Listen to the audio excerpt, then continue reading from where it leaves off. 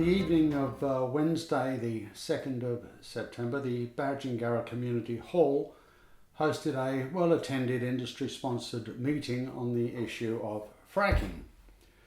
Steve Taylor and I attended as representatives of the Cervantes Action Group with a plan to record a true and accurate record of events and any question and answer sessions. However, before the meeting actually commenced, a hostile and needlessly aggressive pro-fracking farmer, an ex-councillor, abruptly announced that he would vigorously and relentlessly sue anyone taking video recordings. He was at once reminded that anyone and everyone has a lawful right to record at a public meeting in a public building. However, since our participation was primarily geared towards winning over any potential fence-sitters, I decided against escalating the issue into confrontation, even though the grossly unfair censorship measure was well and truly out of order. We did note the stony silence in response to the rhetorical question, "What are you trying to hide?" as if we didn't know. Imposing censorship as a precondition of participation in a public forum is not only insidiously unhealthy, it is very dangerous. As expected, the CSIRO representative went on to portray the process of fracking as being the best thing since sliced bread, extolling how absolutely harmless and entirely beneficial this marvellous miracle of mining is. Well, sadly for him, a large percentage of attendees were fully aware of the hideous nature of this proven ecocide. When questioned, he gave inaccurate information about the two UK November 2011 earthquakes at Blackpool. These were unmistakably triggered by the two local fracking operations.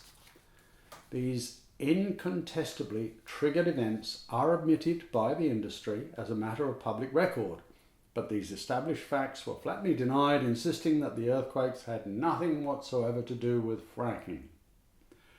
Questions pertaining to overseas and eastern states fracking damage were met with disappointingly vague and evasive responses, in spite of the fact that all are comprehensively documented in an ever-amassing body of condemnatory evidence and witness testimony. It was also denied that fugitive emissions, methane emissions bubbling up in countless disaffected waterways are largely fracking-induced. It was falsely claimed that all such emissions are a natural occurrence.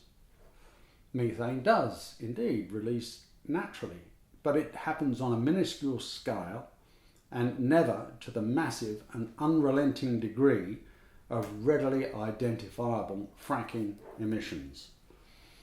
The industry spokesperson insisted there would only be a small handful of wells drilled in the region, but significantly omitted that this condition pertained to his pilot operation only. That, once established, would be sold on to development and production companies who would immediately escalate to hundreds or potentially even thousands of wells.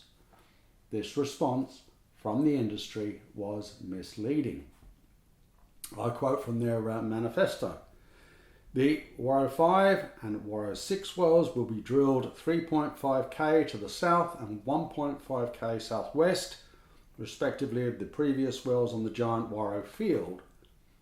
If successful, they would open up a number of infill locations, which would give a 5 to 7 well nuclear start to the development, supporting a gas pipeline and processing plant, and ultimately a 100 to 300 well field. That's just for starters. The existing Dampier to Bunbury and Parmelia pipelines are just 30 kilometres away, and the partnership is keen to build a spur pipeline as quickly as possible, in contemptuous disregard of the fierce and unrelenting opposition from the community. Runaway development on this scale will defile and pollute the region beyond recognition in the same hideous manner as the fracking-inflicted environmental catastrophe that is permanently disfiguring southern Queensland.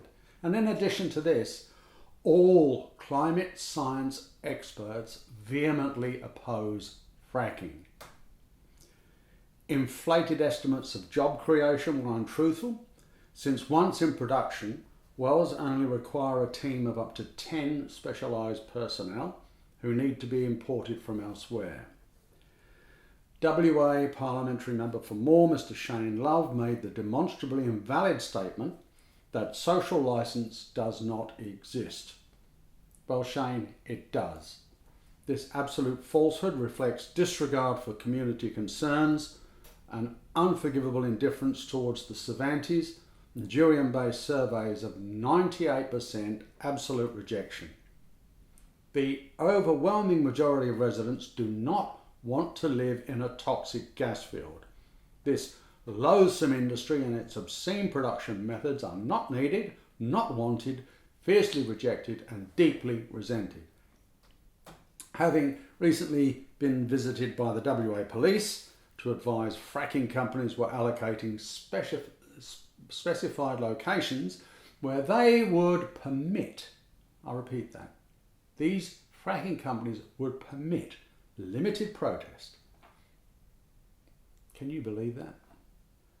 Now it raises the imperative question, since when did overseas corporations assume the right to dictate how and where Australian nationals exercise our inalienable right of free speech?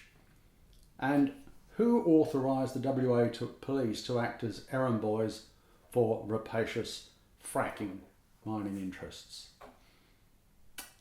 If you haven't yet realised it, we are in the midst of a rapidly escalating spiritual war, wherein fracking and chemtrail assaults across the planet are an integral part of unspeakable evil. If you haven't woken up to that yet, perhaps you need a paramedic. Now, I fully expect the customary derision in response to that claim, but the fact remains there is incalculably more at risk than is currently widely understood. I suggest everyone take a long, hard look at where this vile industry is coming from. It's needless, it's unwanted product, and its obscene production methods are evil. Thank you for your time.